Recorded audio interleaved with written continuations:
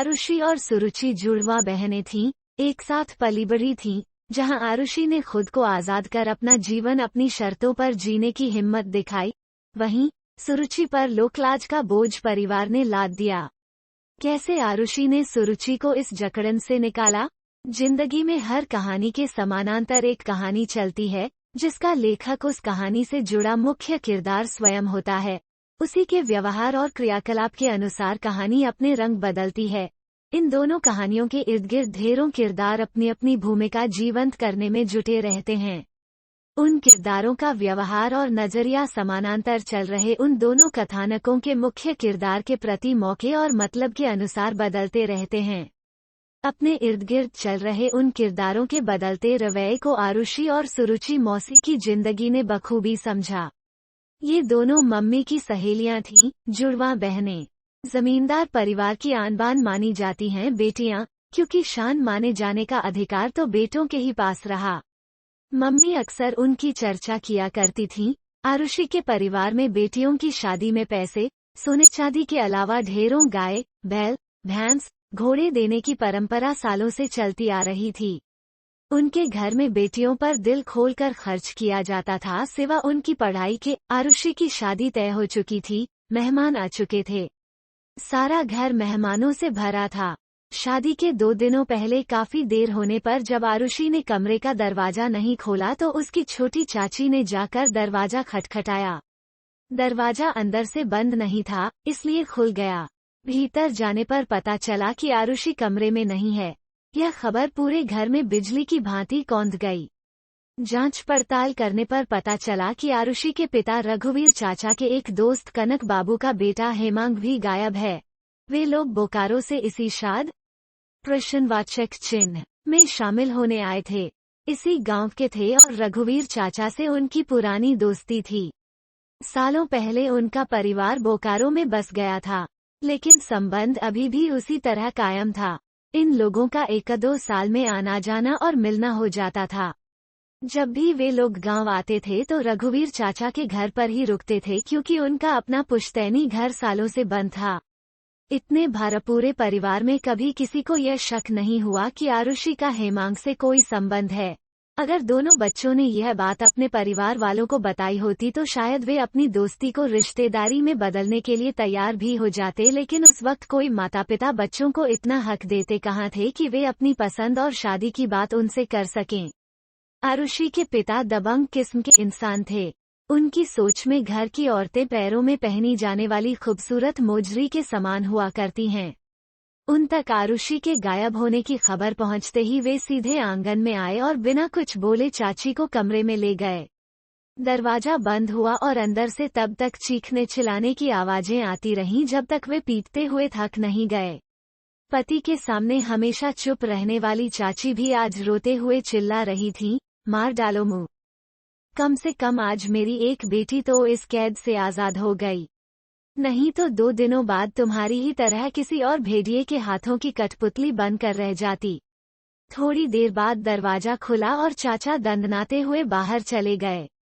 कुछ देर बाद आरुषि के छोटे चाचा ने आकर घर के मालिक का फरमान सुनाया, आरुषि की जगह अब सुरुचि की शादी की तैयारी शुरू करो। सुरुचि शादी के लिए तैयार थी या नहीं, किसी ने उससे पूछना जरूरी नहीं समझा। अकेले में चाची ने उसे जाकर समझाया, बेटा, मेरी जिंदगी तो बीत गई। तुम्हारे सामने तुम्हारी पूरी जिंदगी पड़ी है। अभी बस तुम इस घर से चली जाओ।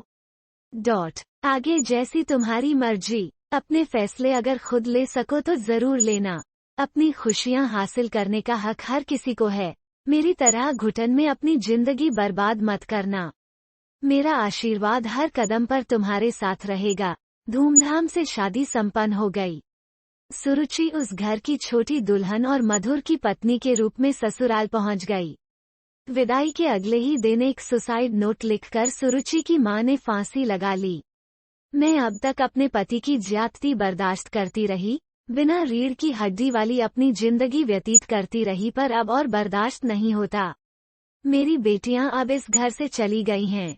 अब मैं अपनी वजूदहीन जिंदगी के बोझा को और बर्दाश्त नहीं कर सकती। मैं अपनी मर्जी से आत्महत्या कर रही हूँ, इसके लिए किसी और को जिम्मेदार न माना जाए। बिना पुलिस को इसकी खबर किए आनन फानन चाची का अंतिम संस्कार कर दिया गया। उधर आरुषि कनक बाबू के बेटे हेमांग के साथ बोकारो न जाकर कहीं और चली गई। हेमांग के परिवार वालों ने पता लगाने की कोशिश की, लेकिन कुछ पता नहीं चलने पर वे लोग भी शांत बैठ गए। करीब 10 वर्षों बाद हेमांग और आरुषि अचानक से बोकारो आए, साथ में अपने 9 साल के जुड़वां बच्चों हृदयंश और हेमांगी को लेकर। परिवार वालों ने हेमांग और आरुषि को कुछ यूं अपनाया जैसे कभी कुछ हुआ ही न हो। पता चला कि वे दोनों घर छोड़ने के बाद सीधे बड़ौदा गए, जहां कुछ दिन हेमांग अपने एक दोस्त के घर पर ठहरा। उसी की मदद से एक प्राइवेट फर्म में नौकरी की शुरुआत की और कुछ दिन बाद उन्होंने कोर्ट मैरिज कर ली। 2 साल बाद हेमांग ने अपने अनुभव के आधार पर केमिकल लाइन में अपनी नई शुरुआत की। मेहनत और लगन के योगदान से काम अच्छा चला और दोनों को समय ने मनचाही खुशियां दी। पूरी तरह स्थापित होने के बाद अब उन दोनों ने घरवालों से मिलने का यह प्रोग्राम बनाया था। कहते हैं सफ़्ता और पैसा गुनाहों पर भी पर्दा डालने में सफल होता है। फिर ये दोनों तो बस अपनी खुशियां तलाशने निकले थे और साथ लेकर आए थे रिश्तेदारों के लिए ढेर सारी उम्मीदें। इनकी अच्छी खासी संपत्ति के माध्यम से उनकी चाहत पूरी हो सकती थी। हेमांग के परिवार वाले आरुषि, हृदयंश और हेमांगी को लेकर रघुवीर चाचा के घर पहुंचे। कुछ देर की चुप्पी के बाद चाचा बोले, अब तो जो होना था हो चुका, अब पहले की तरह सामान्य होकर तुम लोग अपना जीवन जियो। आंसू भरी आंखों से बस इतना ही बोल पाए आरुषि, सब कुछ पहले की तरह सामान्य कैसे, क्या माँ अब वापस आ पाएंगी? यह कहते कहते उसकी आवाज भर आ गई। हेमांग ने उसे थाम लिया और आरुषि फूट फूट कर रो पड़ी। सुरुचि भी अपने हिस्से की जिंदगी को सहेजने की चाहत में उसे काटे जा रही थी। ससुराल आने के कुछ ही दिनों बाद उसे पता चला कि उसका पति मधुर अपनी विधवा भाभी के प्रेम में बुरी तरह जकड़ा हुआ है। इसे प्रेम कहना भी प्रेम का अपमान होगा, क्योंकि अगर प्रेम होता तो मधुर ने उनके संग शादी की हिम्मत दिखाई होती। किसी लड़की की जिंदगी बर्बाद करने बारात लेकर न जाता। शुरू में सुरुचि अपने अंदर की उम्मीदों को सिंचित करती रही। उसे लगता था कि वो अपने व्यवहार से मधुर को सही रास्ते पर ले आएगी। जब तक सास ससुर जिंदा थे, मधुर भाभी के कमरे में मौका देख कर जाता था। थोड़ा लिहाज बाकी था उसमें। माता पिता को सब जानकारी थी, पर हर माँ बाप की तरह वे भी किसी और की बेटी को, अपने बिगड़ैल बेटे को सुधारने का मोह संवरण नहीं कर पाए थे। उन्होंने एक लड़की की जिंदगी नरक में धकेलने के गुनाह की भरपाई की चाहत में अपनी आधी संपत्ति अपनी उस बहू के नाम पर कर दी, जिसने कभी पति का सुख पाया ही नहीं। मायके वाले तो शादी करके अपनी जिम्मेदारी की इतिश्री मान बैठे थे। एक बार मायके जाने पर सुरुचि के उतरे चेहरे को दे प्रश्नवाचक चिन्ह कर उसकी चाची ने उसके दाम्पत्य जीवन की खोजबीन की थी। जब सुरुचि ने उन्हें हकीकत बताई तो उन्होंने एक संस्कारी महिला की तरह नसीहत दे डाली कि लड़की की डोली ससुराल जाती है और अर्थी ही वहां से बाहर निकलती है। इसके बाद नियति मानकर सुरुचि अपनी जिंदगी काटती जा रही थी। माता पिता के निधन के बाद मधुर ने अपनी बची खोची लोकलाज भी बेच खाई। अब वो दिन में भी भाभी वंदना के कमरे में जाने लगा था। सुरुचि की हैसियत अब उस घर की बस एक नौकरानी के समान रह गई थी। अपने मायके वालों से मिलने के बाद आरुषि अपनी जुड़वां छोटी बहन से मिलने उसकी ससुराल आई। जिस वक्त वो वहां पहुंची, मधुर घर पर नहीं था। सुरुचि के उतरे चेहरे को देखकर जब उसने उससे पूछा तो सुरुचि ने उसे सारी आपबीती बयां कर दी। तुम इतने सालों से इस नरक में अपनी जिंदगी कैसे गुजार रही हो? पापा ने तुम्हारी सहायता नहीं की, फिर भी इस गंध के खिलाफ तुम्हें आवाज उठानी चाहिए थी। जब तुमने अपने लिए कुछ नहीं किया तो किसी और से उम्मीद कैसे कर सकती हो? चलो मेरे साथ, जो होगा देखा जाएगा। और हाँ, यहाँ जो जमीन तुम्हारे नाम की गई है, उसे किसी को सौंपने का ख्याल भी मत लाना। उस पर तुम्हारे सास ससुर ने बस तुम्हारा हक सौंपा है। आरुषि की बातों से हेमांग के चेहरे पर सहमति के भाव परिलक्षित हो रहे थे। मधुर बाहर से आकर सीधे अपनी भाभी वंदना के कमरे में गया। वहां उसे पता चला कि सुरुचि की बहन आई हुई है। आरुषि ने सुरुचि से उसके बैग संभालने को कहकर उससे अपने साथ चलने को कहा। वे लोग निकलने ही वाले थे कि सामने से मधुर आता हुआ दिखा। बेशर्म की तरह दांत निपोरते हुए बोला, जितना ज्यादा दिन हो सके अपनी इस बहन के साथ ही रहना। कुछ दिन मैं भी अपनी जिंदगी सुकून से जी सकूंगा। और हाँ साली साहिबा, मेरा समय अच्छा था कि आप शादी के पहले ही साडू जी के साथ भाग गईं। थोड़ी बहुत जिंदगी जो मैं जी रहा हूँ उसका मजा भी किरकिरा हो जाता, क्योंकि आपकी खूबसूरती देख मैं खुद को 2 नावों में सवार होने से नहीं रोक पाता और मैं एक साथ 2 नावों पर पैर रखकर गिरने का खतरा मोल नहीं लेना चाहता। हेमांग गुस्से में मुट्ठी भींचकर मधुर की तरफ बढ़ा, मगर आरुषि ने उसके हाथ पकड़ लिए और जाते जाते यह कहकर गई, सुरुचि अब तुम्हें जल्दी ही पूरी तरह आजाद कर देगी, जाकर तलाक के कागजात भिजवाती हूँ। बस उस संपत्ति की उम्मीद मत करना जो तुम्हारे पेरेंट्स ने सुरुचि के नाम की है। समय अपनी निर्बाध गति से बढ़ता रहा। सुरुचि और मधुर का तलाक हो गया। कुछ वर्षों बाद ही हेमांग के एक विधुर दोस्त धवल ने सुरुचि के सामने शादी का प्रस्ताव रखा। धवल एक सुलझा हुआ इंसान था। सुरुचि ने इस शादी के लिए हामी भर दी और अपनी बची जिंदगी के लिए खुशियों के कुछ कतरे सहेजने में जुट गई। 2 साल बाद बेटी आन्या ने उनकी जिंदगी में आकर उसे और भी खूबसूरत बना दिया। समय बीतता रहा, बच्चे बड़े हो गए। हृदयंश और हेमांगी ने हेमांग के बिजनेस में अपना सहयोग देते हुए उसे और बढ़ाया। दोनों ने माता पिता का आशीर्वाद लेकर अपनी पसंद का जीवन साथी चुना और कुछ समय बाद अपना अपना घर लेकर एक ही शहर में रिश्ते की मिठास को सहेजे खुशहाल जिंदगी का आनंद लेने लगे।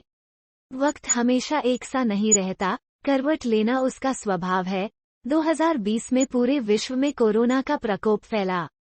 लॉकडाउन लगा। तमाम बंदिशों के बीच पता नहीं कैसे हेमांग, आरुषि और उनके 2 नौकर कोविड पॉजिटिव पाए गए। क्वारंटाइन और फिर हॉस्पिटल के तमाम इंतजामों के बावजूद हेमांग को बचाया नहीं जा सका।